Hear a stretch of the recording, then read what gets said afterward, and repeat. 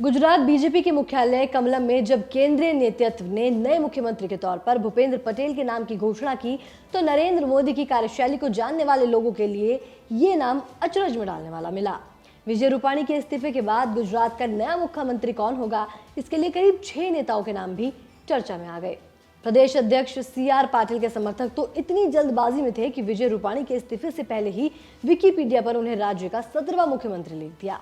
बात CR पाटिल तक तब भी पहुंची होगी, लिहाजा उन्होंने शनिवार को देर शाम वीडियो जारी करके कहा कि वो मुख्यमंत्री बनने की रेस में नहीं है। जिसके बाद रविवार को राज्य के कद्दावर नेता और उप मुख्यमंत्री रहे नितिन पटेल ने अपनी दावेदारी पर कहा कि मीडिया मेरे अनुभव को देखते हुए मेरा नाम चला रहा है, लेकिन सच्चाई ये है कि बीजेपी का आलाकमान जिसे तय करेगा वो मुख्यमंत्री होगा। इन दोनों के अलावा नरेंद्र मोदी के करीबी माने जाने वाले लक्षद्वीप के प्रशासक प्रफुल्ल पटेल का भी नाम भी चर्चाओं में था।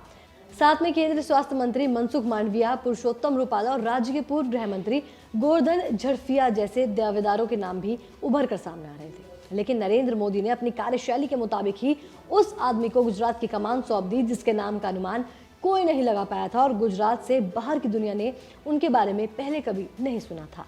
गुजरात की कमान अब 59 साल के भूपेंद्र पटेल को थमा दी गई है। आपको बता दें कि भूपेंद्र पटेल पहली बार 2017 में विधायक चुने गए थे और पहली बार में ही उन्होंने राज्य की सत्ता हासिल कर ली थी। नजर में यही लगता है कि बीजेपी ने राज्य में पाटीदार मतदाताओं के समूह को खुश रखने के लिए भूपेंद्र पटेल को मुख्यमंत्री बनाया है। 2017 के विधानसभा चुनाव से पहले हार्दिक पटेल ने पाटीदार आंदोलन के जरिए विरोध का जो बिगुल बजाया था वो भले मुकाम तक नहीं पहुंचा हो, लेकिन उन विरोधी प्रदर्शनों ने बीजेपी को सोचने पर विवश कर दिया था। पटेलों की नाराजगी के चलते ही जो बीजेपी 150 सीट हासिल करने का दावा कर रही थी वो महज 99 पर सिमट गई।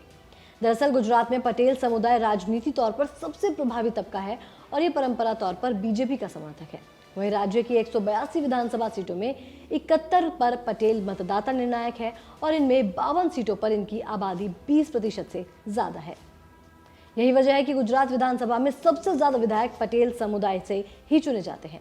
बताया जाता है कि 2017 में ऐसे विधायकों की संख्या 44 थी, जिसमें 28 विधायक बीजेपी के थे जबकि 23 विधायक कांग्रेस से चुने गए थे। वहीं 2012 के चुनाव में गुजरात में 47 विधायक पटेल थे, जिसमें से 36 पटेल विधायक बीजेपी के थे।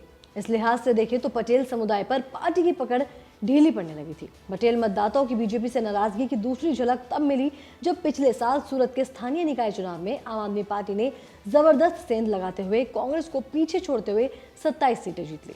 नितिन पटेल को 2017 के बाद मुख्यमंत्री का सबसे बड़ा दावेदार माना गया था, लेकिन एंड मौके पर अमित शाह ने विजय रूपाणी को आगे बढ़ाकर उनका पत्ता साफ कर दिया था, जिसके बाद उनसे वित्त मंत्रालय भी ले लिया गया।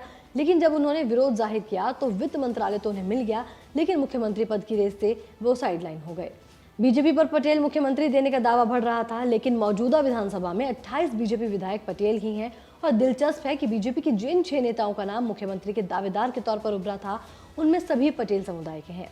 CR पाटिल भले महाराष्ट्र से हो और गुजरात में उनकी पहचान बाहरी नेता की हो, लेकिन गुजरात में जिन्हें पटेल कहा जाता है वही महाराष्ट्र में पाटिल कहलाते हैं। आपको बता दें कि इन नेताओं के सामने भूपेंद्र पटेल की पहचान राज्य में पटेल समुदाय के नेताओं के तौर पर नहीं रही है और ना ही किसी मंत्रालय में काम करने का अनुभव भी उनके पास है। अब ऐसे में सबसे बड़ा सवाल यही है कि भूपेंद्र पटेल ने किस तरीके से इन विधायकों को पछाड़ा है। साथ ही क्या 2022 का गुजरात चुनाव पार्टी भूपेंद्र पटेल के नेतृत्व में लड़ेगी या क्या उनके आने से बीजेपी की जीत का रास्ता साफ हो जाएगा, ये देखने वाली बात होगी।